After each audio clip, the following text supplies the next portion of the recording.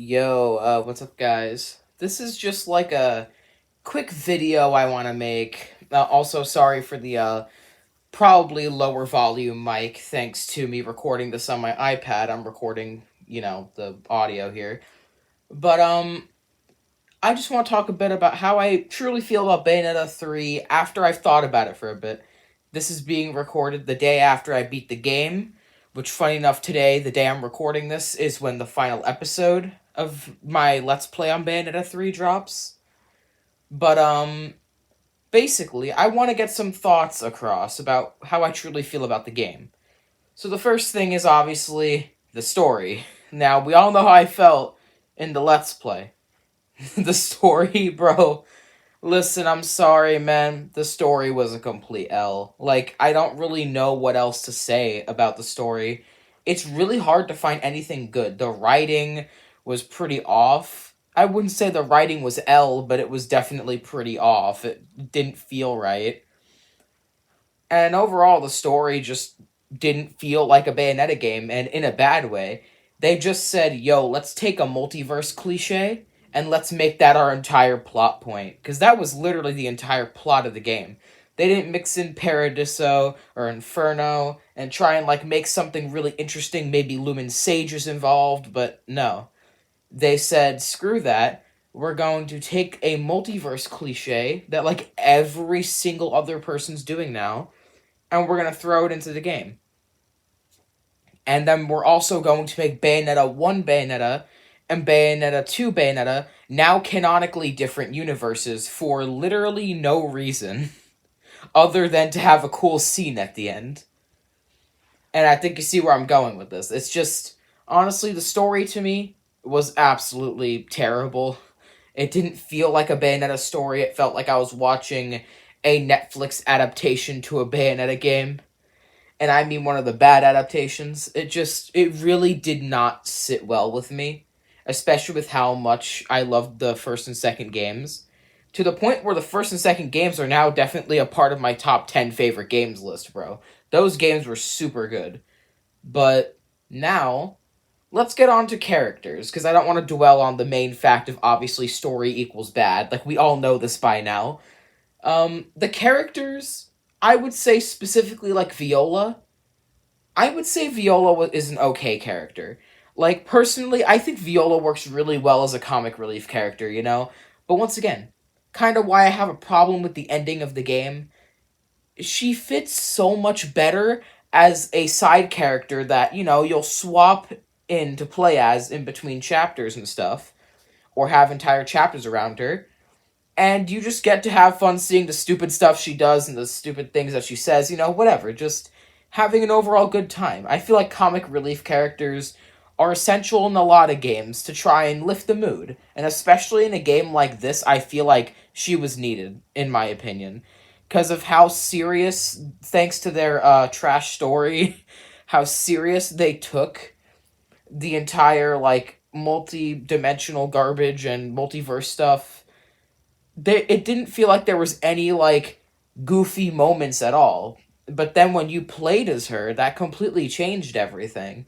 And I feel like that in that case, it's still a bad reason.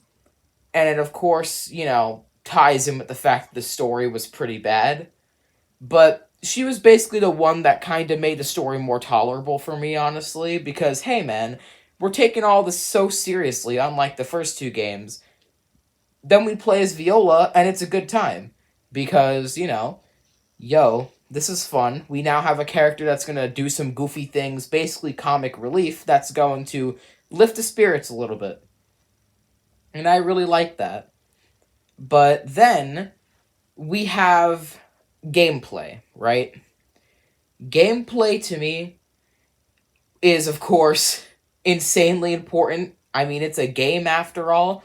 But it's one of those things where, thanks to the story being bad and the gameplay being super good, it kind of it doesn't cancel each other out, but it's still just, when I play the game for the story, because I've actually gone back and I've tried to, I started a 100% run of all the Bayonetta games, and I am going to take a break from the other two, and I'm going to 3 right now. And I don't play it for the story, obviously. I'm playing through this game again to try and get a bunch of stuff for the gameplay aspect of it. It's the only reason why I'm going back. And in my opinion, gameplay is the thing that carries this game the most. Because if the gameplay was like, let's say, the same quality as the first two games, I think the game would have just been complete L, in my opinion. Like, literally everything. Because since the story was pretty bad, you have to have way better gameplay to try and balance it out. And what could I say? They successfully did that. I mean, I'm still 100%ing the game, and hey, it's still fun to play through. I just skip all the story cutscenes. It's that simple. But now I want to talk about the ending, right? Because the ending, I think I've watched a bunch of videos at this point about it. I think it's something that still confuses a bunch of people. Now, I don't want to say too much about what the ending means because of the fact, like, I mean, if you're watching this, obviously, you should be expecting spoilers, duh. I'm talking about how I feel about the game. But I don't want to mention too much about what I think the ending means for Bayonetta and Luca and like all this other stuff because I don't really understand it. I'm still looking into a bunch of videos talking about what it is, what it means, this, and that. Also, the fact that John is apparently dead. It's just like a lot of it is really confusing. So I'm not going to get into those details. But overall, ending was like leagues worse than the story. I would have rather played through that entire story 5 times than watch that ending one more time, honestly. The ending was just so. It didn't make sense. It was like they were clearly, especially with the final boss, they just dumbed down the characters, made them do stupid things and not be as aware as they usually are, as an excuse to have something happen for plot. Which, of course, is never a good thing to do. You can't just make a character be stupid just for your plot point, you know? For example, Bayonetta getting dragged down to hell. First of all, why wouldn't Luca be like, yo, let me grab you and pull you out of those demon arms real quick? No, let's sit there and get dragged in together. Like, what? You kind of see what I'm saying here? It's just a lot of it doesn't make sense, and especially when like the three Bayonettas were freaking jumping singularity at that point, and it just kind of you know what I mean. It just made no sense how they all failed. How do y'all fail after that? Like, how does Bayonetta 1 and Bayonetta 2 Bayonetta end up failing that fight? You are two Bayonettas. Both of you have defeated literal gods, and once again, you have to fuse with Bayonetta 3 Bayonetta to finish off the final boss. It makes no sense. Remember, in reality, this is just a bunch of multi-dimensional garbage that's happening. In my opinion, defeating a god is way more impressive than defeating, oh, look, it's some man-made multi-dimensional technology. You know what I mean? That's also like half biological, whatever the frick their explanation for the homunculi are. But you get my point. It is, it's terrible. But now I want to get on to an obvious point that, I think a lot of people want to know about. And I want to give my personal opinions about it. Let's talk about Bayonetta 4. So if you guys watch my Let's Play, you'll know that I actually did read an article on Polygon during the credits of the game talking about, like, stuff regarding Bayonetta 4. Like, official information we know about it. It's in development, apparently. The director did state if you didn't like Bayonetta 3, you won't like Bayonetta 4 because he's going to do the same thing. Like, not same thing story-wise, but I'm assuming it's going to be similar writing. So that's going to...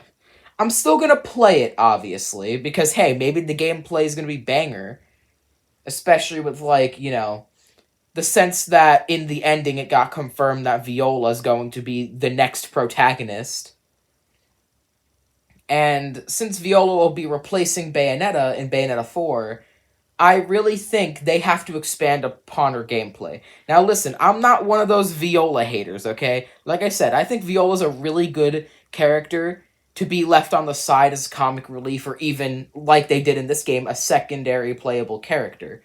However, when you turn her into the protagonist, that's where complications rise, you know? And that's why I'm thinking to myself, I've thought about it for a bit, and I think I've realized for a really good way for Viola to actually work in the fourth game.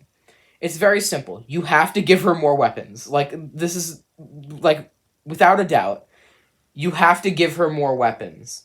If you don't give her more weapons, then, listen, Viola's gameplay to me, I loved her gameplay. Viola's gameplay, in my opinion, is really, really fun. But to a lot of people, they don't agree. And I'm not even gonna lie, I don't think I could handle playing through an entire game with Viola's fighting style. Like, it's one of those things where you enjoy it for, like, the one or two chapters it happens for, and then you move on, and then the process repeats. But if it would just end up feeling so overused and so, like, it would just feel so lame after a while, you know what I mean? And so I feel like it is definitely a requirement that Viola needs new weapons. That is, without a doubt, Viola needs new weapons in Bayonetta 4. And you might be saying, oh, what about Cheshire? Well, it's very simple. Cheshire is the doll attached to her sword, if you didn't notice that. Take the doll off, attach it to the new weapon, and then you could still summon Cheshire. And then have the fist and, like, you know, have the punching and kicking gameplay when you're using Cheshire. It could be that simple. But another thing that I think would make Bayonetta 4 work really, really well is we gotta think about the story. And I personally think that one thing that would balance this all out and would actually make me perfectly fine with Viola being the protagonist, please have the story feel like a Bayonetta story.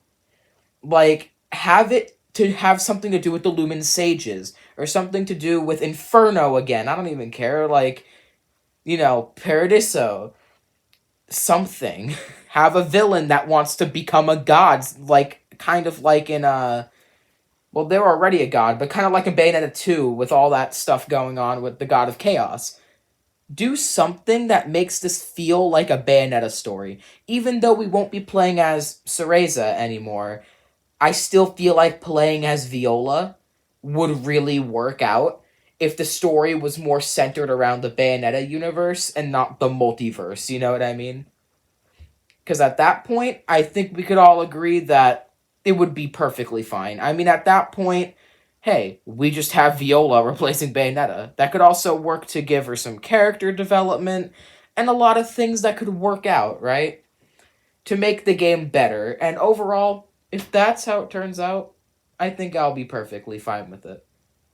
But one other thing I do want to mention before ending this video is the fact that a lot of people have been talking about Bayonetta 3 DLC. Now, in my opinion, Bayonetta 3 DLC, I think it's almost required. I think we need some more insight on Viola's character, and whether the DLC takes place before the events of Bayonetta 3 or after the events of Bayonetta 3. I would prefer after, honestly.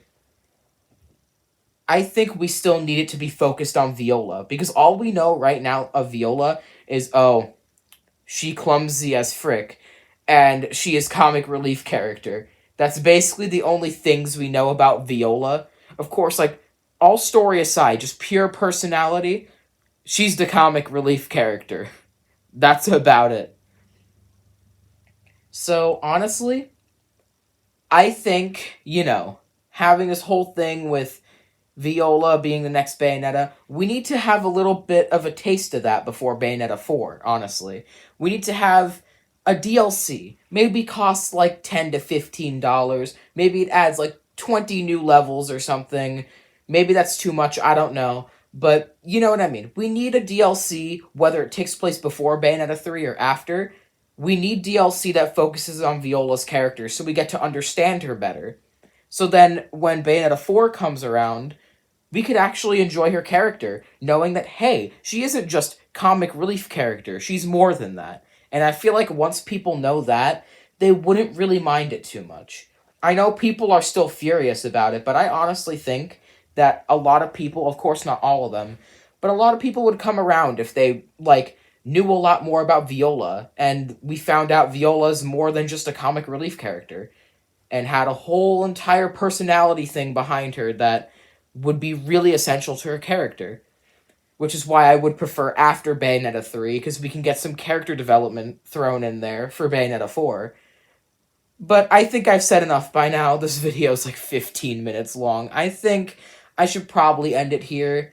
But yeah, I just wanted to clear up how I feel about the game. I still think, I honestly, to anybody that's played the first two games, I would still recommend playing Bayonetta 3. However, if you do play Bayonetta 3, which I'm assuming you've already played it if you've watched this, or if you don't give a frick about spoilers, if you have played Bayonetta 3, it's very simple. Do not play it for the story. Play it for the gameplay. Because I play Bayonetta for the story, personally, and I kind of had to switch that for Bayonetta 3. Because Bayonetta 1 and 2, if I ever replay, like, fully through, besides the 100% stuff, I would probably play it for the story. Of course, and the gameplay, but I mostly played the first two for the story. If you ever play Bayonetta 3, anybody watching this, do not expect it to be the same if you've played Bayonetta 1 or 2. Expect the gameplay to be leagues better than Bayonetta 1 or 2. But don't expect the story to be that way. Because the gameplay, banger. Story, but, yeah. That's about it for this video. I just want to get some thoughts across on how I feel about the game after all that. And, yeah, if there is ever Bayonetta 3 DLC that adds, like, an entire new thing for Viola, or just an entire thing for story in general, you can expect a Let's Play on that, because I'm committed to Let's Playing all the Bayonetta stuff I can get. So, yeah, that's about it for this video. Hope you guys enjoyed it, and yeah, I'll see y'all next time.